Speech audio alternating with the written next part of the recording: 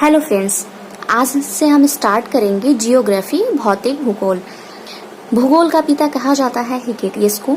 भूगोल शब्द का सर्वप्रथम प्रयोग किया था इरेटोस्थनीज ने। भूगोल का जो हमारा फर्स्ट चैप्टर है वो है यूनिवर्स, ब्रह्मांड। ब्रह्मांड की उत्पत्ति कैसे हुई और ब्रह्मांड में कौन कौन सी चीजें हैं ये पढ़ेंगे।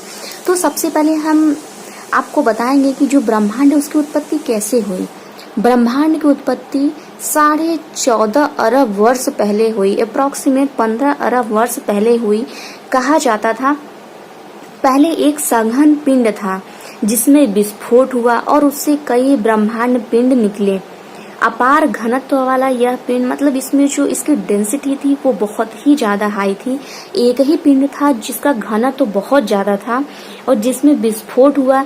जब जैसे कि हम बात कर लेते हैं कि जब कोई भी चीज एकदम पास में रहती है, जैसे एक रूम की बात कर ले, अगर एक रूम में अगर 4 व्यक्ति है तो उतनी गर्मी नहीं लगती है, लेकिन अगर एक रूम में एकदम पूरे ठूस ठूस के लोग अगर हैं वहां पर खड़े तो गर्मी ज्यादा होती है। तो इसी तरह जब घनत्व ज्यादा था तो उसमें उसका जो टेम्परेचर था वो था 10 की पावर 32 डिग्री सेल्सियस। इतना ज्यादा उस पिंड का टेम्परेचर था। जैसे ही ये पिंड का विस्फोट हुआ उसका विस्तार बढ़ा। जैसे जैसे विस्तार बढ़ रहा है तो उसका जो तापमान है वो धीरे धीरे घटने लगा। शुरुआत में रोशनी नहीं थी जब विस्फोट हुआ, क्योंकि जो ये ब्रह्मांड का विस्फोट हुआ उस समय ये प्लाज्मा स्टेट में था। अब देखिए हम बात करते हैं कि जैसे ही पिंड टूट गया तो उससे कई पिंड बने। और हम ये जानते हैं कि जब 2 डिफरेंट मासेस जहां पर आ जाते हैं तो वहां पे ग्रेविटेशनल फोर्सेस लगने लगते हैं। तो अब क्या हुआ, जब कई मासेस मतलब कई पिंड बनने लगे तो उससे गुरुत्वाकर्षण बल हुआ। गुरुत्वाकर्षण बल का जन्म हुआ जिससे कि हमारे बने क्वार्क, लैप्टॉन, फिर उसके बाद प्रोटॉन, न्यूट्रॉन, फिर हाइड्रोजन, हीलियम। इस तरह से वो ग्रेविटेशनल फोर्सेस की वजह से इन सब गैसेस का, इन सब एलिमेंट का वहां पे क्या होने लगा, ये सब एलिमेंट बनने लगे। फिर उसके बाद ये जो थ्योरी होती है ये थ्योरी है big bang theory. Big bang theory की घटना से ब्रह्मांड बना, जिसके प्रतिपादक है जॉर्ज लेमेंटियर। ये है हमारी बिग बैंग थ्योरी।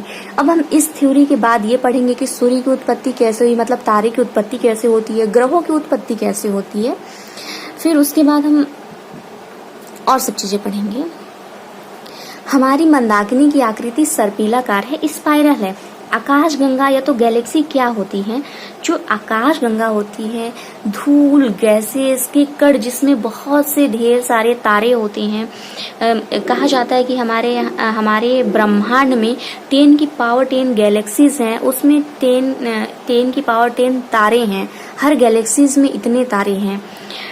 जो आकाश गंगा होती है, जो हमारी आकाश गंगा है वो है मंदाकिनी, मिल्की वे आकाश गंगा है। इसके केंद्र का जो सूर्य आकाश गंगा के केंद्र का चक्कर लगाता है ग्रहों के साथ। हमारी जो आकाश गंगा होती है, अगर मान लीजिए कि अगर हमारी आकाश गंगा ऐसे है, ठीक है, तो इसके चारों तरफ सूर्य भी चक्कर लगाता है, ग्रह भी चक्कर लगाते हैं। ये हमारी पूरी आकाश गंगा होती है। प्रोक्सिमा सेंचुरी जो है वो सूर्य के सबसे निकटतम तारा है। जो निहारिका, नेबुला जो होता है वह प्रकाशमान पिंड है जो गैस व धूल के कणों से निर्मित होते हैं। ये जो पार्सेक है वो दूरी की इकाई है, जो मतलब जो हमारे सौरमंडल में, ब्रह्मांड में प्रयोग किया जाता है दूरी को मापने के लिए। एक parsec is equal to 3.26 light year हमारा होता है। फिर हम उसके बाद बात करेंगे सूर्य की उत्पत्ति 4.5 अरब वर्ष पूर्व हुई थी। जैसे ही ब्रह्मांड की उत्पत्ति हुई 15 अरब वर्ष पहले। फिर उसके बाद हमने बताया जैसे ही ब्रह्मांड में जो एक पिंड था जब वो टूटने लगा तो उससे कई सारे गैसेस बने, क्योंकि वहां पे ग्रेविटेशनल फोर्स एग्जिस्ट होने लगा था। तो जब वो टूटेगा तो धूल मिट्टी के भी कण रहेंगे। धूल गैस के कण थे जो कि गति, दबाव जाहिर सी बात है जब वो मूवमेंट कर रहे हैं तो उसमें गति है और उसमें प्रेशर भी होगा जब वो एक दूसरे के ऊपर आएंगे और गुरुत्वाकर्षण की वजह से गैस जो है एक जगह बहुत तेजी से इकट्ठा होने लगे। जैसे यहाँ पर क्या होगा कि यूनिफॉर्म मोशन तो है नहीं, या तो यूनिफॉर्मली ग्रेविटेशनल फोर्स इक्वली हर जगह लग नहीं रहा है, तो कहीं कहीं पर ग्रेविटेशनल फोर्स बहुत ज्यादा होगा। तो जहाँ पर ग्रेविटेशनल फोर्स बहुत ज्यादा है, ग्रेविटेशनल फोर्सेस जैसे ही बनने लगे तो जो गैसेस होती है वो एक जगह बहुत तेजी से इकट्ठा होने लगी।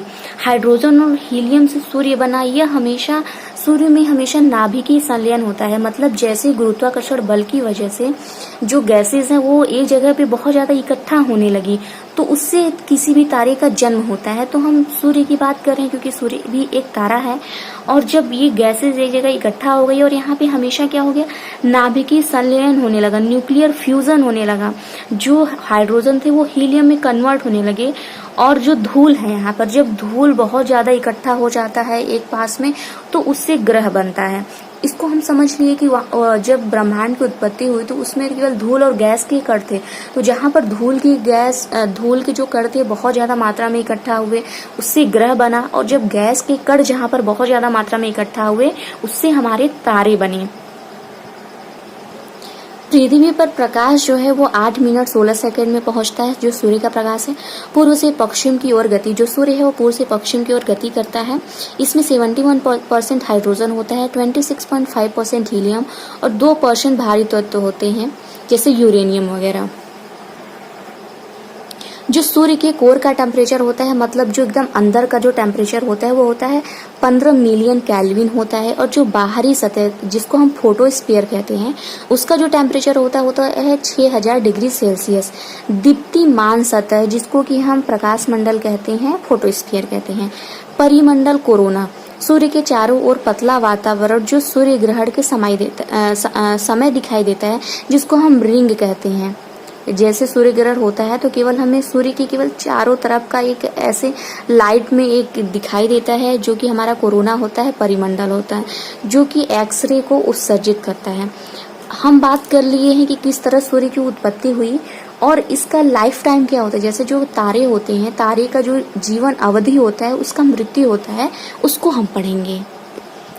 अभी तक हमने पढ़ा था कि जो फॉर्मेशन होता है किसी भी स्टार का, वो उसका जन्म कैसे होता है। अब हम पढ़ेंगे कि जो उसकी लाइफ टाइम होती है और उसकी मृत्यु कैसे होती है किसी भी तारे की। तो हम सबसे पहले हम ये जानें कि जैसे जो तारे होते हैं वो गैसेस के बने होते हैं, जिसमें कि सबसे ज्यादा जो होती है हाइड्रोजन गैस होती है। तो जैसे ही हाइड्रोजन गैस गुरुत्वाकर्षण बल की वजह से जब वो इकट्ठा होने लगते हैं, फिर धीरे धीरे कोर के बाहर यहाँ पर फ्यूजन होने लगता है, न्यूक्लियर फ्यूजन रिएक्शन होता है, नाभिकीय संलयन होता है, जिससे जितने भी हाइड्रोजन होते हैं वो हीलियम में कन्वर्ट हो जाते हैं। और फिर उसके बाद जैसे जब हाइड्रोजन खत्म हो जाता है तो तापमान बढ़ जाता है। कैसे तापमान बढ़ जाता है? क्योंकि जो हाइड्रोजन होते हैं वो हीलियम में कन्वर्ट हो जाते हैं, हीलियम कार्बन में, फिर कार्बन इसी तरह और अदर हैवियर एलिमेंट में ये कन्वर्ट होने लगता है। तो इससे क्या होगा कि बहुत ही ज्यादा ये क्या होगा, इसका वॉल्यूम बहुत ज्यादा बढ़ जाएगा, ठीक है। और जब ये फूल जाएगा क्योंकि इसका तापमान बढ़ जाएगा, वही हमने बताया एक रूम का है कि जब कम लोग रहते हैं तो कम गर्मी, जब ज्यादा वो डेंस हो जाएगा, मास उसका बढ़ जाएगा तो वो ज्यादा गर्म हो जाएगा।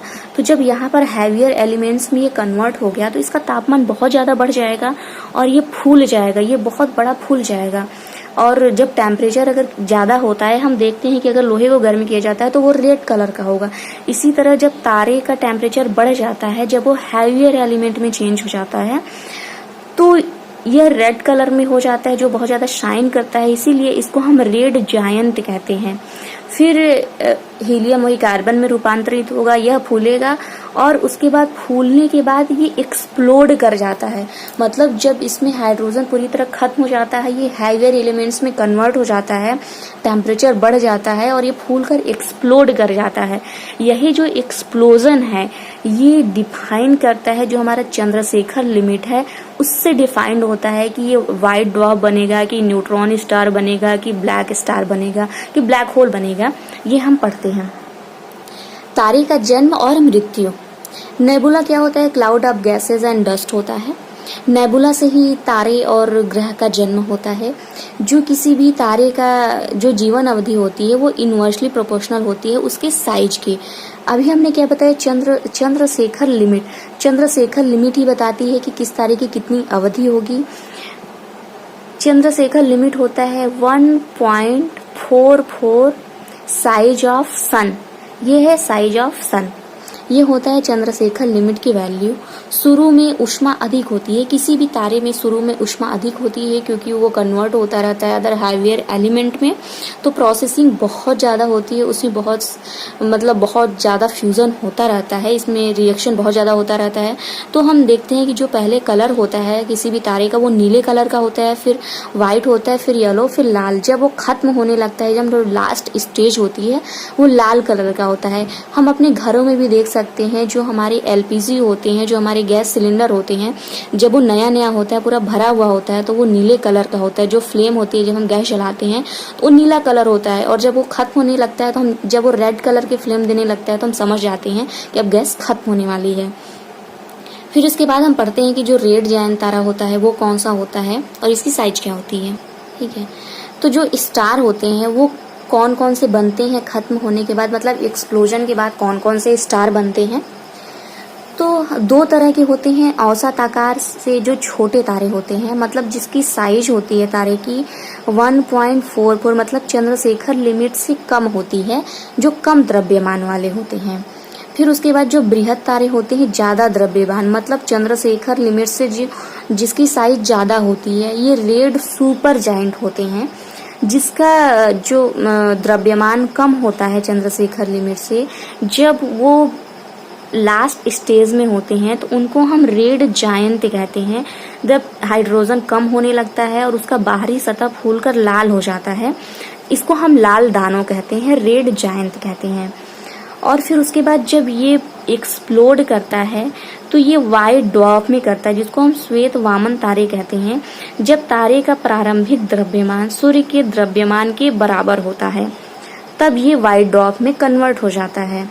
ठीक है, फिर उसके बाद हम आते हैं कि जो रेड सुपर जायंट होते हैं वो किस किस तारे में कन्वर्ट होते हैं। इसका जो रेड जायंट का जो एक्सप्लोजन होता है वो प्लैनेटरी नेबुला में होता है, और इसका जो एक्सप्लोजन होता है वो सुपरनोवा एक्सप्लोजन होता है, क्योंकि उसका साइज बहुत बड़ा है। तो सुपरनोवा एक्सप्लोजन होती है कि जो तारे की चमक होती है वो 20 गुना अधिक बढ़ जाती है, तो उसे सुपरनोवा एक्सप्लोजन कहते हैं।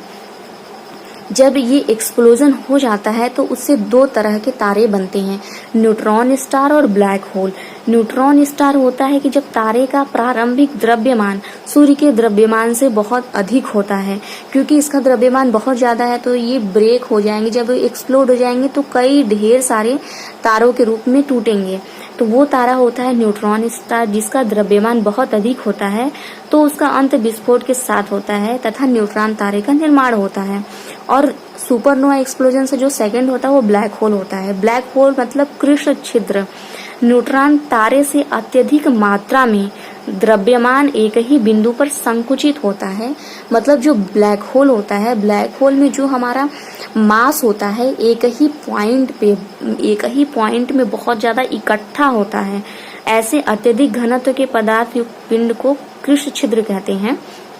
इसका जो गुरुत्वाकर्षण क्षेत्र होता है वो बहुत ही ज्यादा प्रबल होता है, बहुत ही ज्यादा होता है।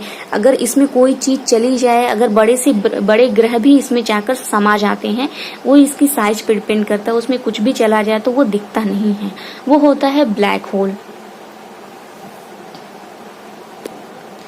फिर है तारामंडल। तारामंडल जिसको हम कहते हैं कॉन्स्टलेशन, तारों का एक समूह होता है जो कि एक निश्चित आकृति दर्शाते हैं, मतलब आकाश में वो एक निश्चित आकृति के सूचक होते हैं। ठीक है, गैस के बादलों से इनका निर्माण होता है। तारों का समूह होते हैं ये। अभी तक 89 तारामंडल हैं हमारी गैलेक्सी में, जो हमारी मिल्की वे गैलेक्सी है, जिसमें कि सेंटोरस सबसे बड़ा तारामंडल है और हाइड्रा सबसे छोटा तारामंडल है। और हमने बताया था कि जो तारे का रंग होते हैं, जो उसका कलर होता है, वही उसके ताप का सूचक होते हैं, क्योंकि जो ध्रुव तारा होता है वो हमेशा उत्तर दिशा में दिखाई देने वाला तारा होता है। ये हमारे यूनिवर्स से रिलेटेड कुछ इंपॉर्टेंट पॉइंट्स थे जो कि हमारे एग्जाम पॉइंट ऑफ व्यू से बहुत ही ज़्यादा इम्पॉर्टेंट है।